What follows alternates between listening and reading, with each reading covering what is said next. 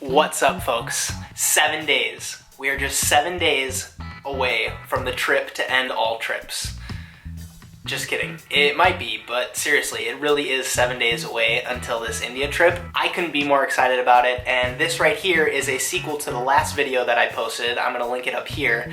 That is related to the favorite travel purchases I've made in the last 3 years that have really made travel fun for me. This episode is no different. I wanna talk about my favorite backpack, a external battery with a bonus item, and we'll finish today with a wallet that completely changed how I go through the airport. And the best part is, this video is the perfect sequel to last episode because it directly improves what we talked about last time.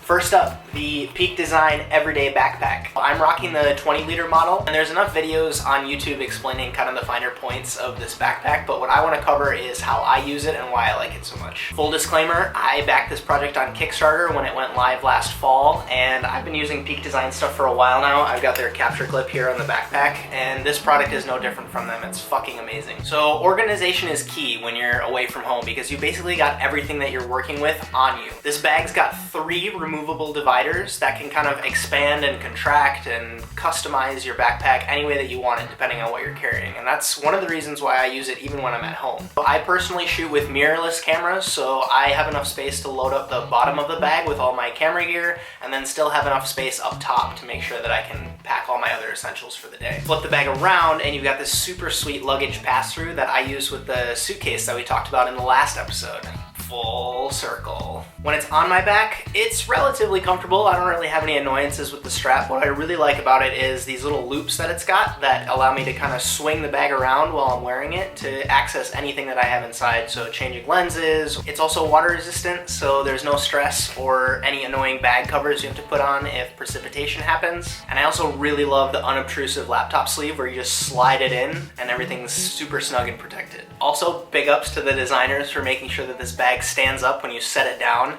and they've included a ton of other features with this bag that I haven't even gotten a chance to use, but I really like it so far and I really intend on putting it through its paces on this Asia trip. Next up, we've got a external battery pack from Anker. This one's 20,100 milliamp hours, and that's kind of the key when you're looking at battery packs, the size to capacity ratio. It used to be that if you wanted this much capacity in a battery, you'd either have to get something that really weighed you down or you'd have to get multiple, which meant you have to charge a couple of them.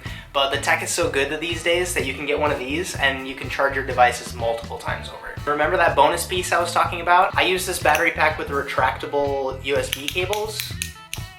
I've got a lightning one here for all my Apple devices, but I've got some in the mail that are micro USB, and that should kind of connect everything, so that makes sure that cable management is super easy. There's 2 ports on this one, so if you're traveling with someone else and they need some juice, you feel like a hero. And if you're feeling especially selfish or have been really irresponsible and forgotten to charge your devices, which I never do, why would you say that? Then you're good. You're on a plane and those Bose headphones from the last episode die. Whoa, battery pack. Full circle. Last up here is a passport wallet from Bellroy. This piece really deserves a spot on my little gear reviews because I was honestly super skeptical of this when I bought it. I didn't think it was gonna work. So you're at home and you're packing. It's only got 2 slots here for cards, so you make sure you only carry what's necessary. I usually carry a credit card and a backup card, full circle on those Chase cards, plus a driver's license. Look at Justin without a beard there. I look like a baby. This way, I've got just the bare essentials plus a free slot. I load the credit cards up to back, and this slot normally gets covered by a Metro or Subway card when I get to my final destination. Then you get to the airport, they ask for your passport, pull up on this little tab here, whoa, passport access. And for me, this is another give and take, right? Because you've got all your eggs in one basket. So passport, cards, IDs. But I'm really good at being smarter than myself sometimes when I'm packing and organizing my stuff. And I'll find myself scrambling sometimes to find things. Everything's all in one place. It gives me the peace of mind of knowing that if I've got this guy, I'm good. Then you go to your gate and board the plane, and it's got a small pocket here on the opposite side that fits a folded boarding pass perfectly. And then when you're finally at your destination, folded cash fits right in there. Stay tuned for another episode next week because we gotta pack next week. Subscribe so you don't miss out. Go ahead and put one of your fingers on that thumbs up. And if you want to see anything more about what I covered in this video or want a free way to support what I do on this channel, go ahead and check out the links down in the description. I'm Justin Khanna. Have a good one.